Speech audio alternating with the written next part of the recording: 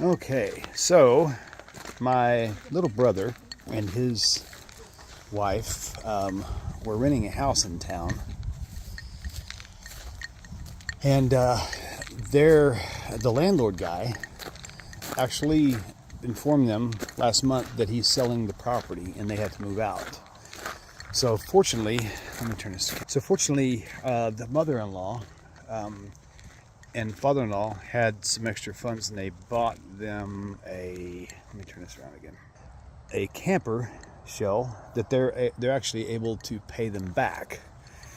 So that this is going to look really redneck, but it's going to be functional. And so this is their whole setup right there. But anyway, this trailer actually was sitting back here in the back where that bald spot is, right there. And I had all that wood and stuff, that old camper shell sitting on top of it. But anyway, so they bought them this RV, and they brought it from Graham, Texas, about 4 hours, 3.5 hours. And so I spent the last couple days finding the location where we need to put it and getting it all leveled up and stuff. They've got to be out of their house in 2 weeks, I think.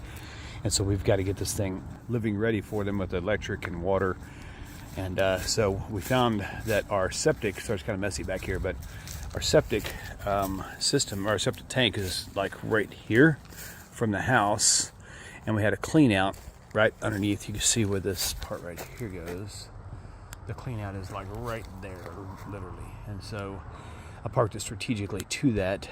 But they also have 4 little dogs, well, small to medium-sized dogs, and so we're still gonna have to fence it in and stuff for them. I have some old cattle panels and things like that, just like the sheet metal that I pulled off of a building one time. So we've got. Oh, but anyway, I use the trailer here just to kind of park it here so they can have like a front porch deck for now.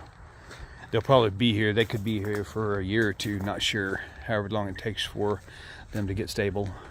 But it's kind of redneck right now, but it worked. But I had all the cinder blocks just from collecting them from construction jobs over the past. And so I got this whole thing leveled out.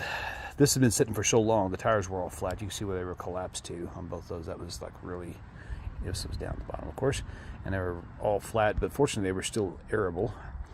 So I got everything jacked up, cinder blocks, and now there's no weight on the axles. These are actually, they're sagging, so they're touching the ground, but it's only the weight of the axle, not the weight of the trailer.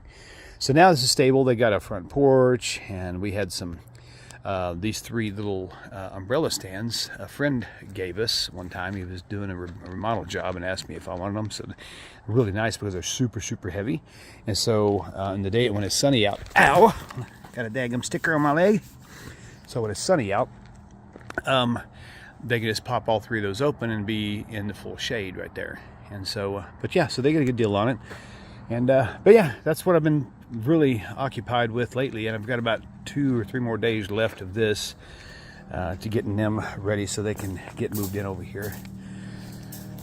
And but yeah, so another little inside view to the world around here. It's really not horrible looking, especially with everything level. We're gonna actually put like a skirt around here because it gets cold in the Texas winters, and we had to be sure to protect their pipes and stuff, and without any kind of underpinning, their pipes will freeze. And so we'll wrap this around here too to kind of camouflage the trailer. And a little fence here, those little cattle panels you saw on the ground there. I've got probably about 6 or 8 of those, so I'm gonna use these here. Here's some old T-posts that I pulled out of the ground a couple years ago that we had on storage. So Baruch Hashem, we had everything we need to get them set up. But outside of that, that's just what I've been up to lately. So I hope you guys have a good rest of your week, and we'll see you a little bit later. Peace.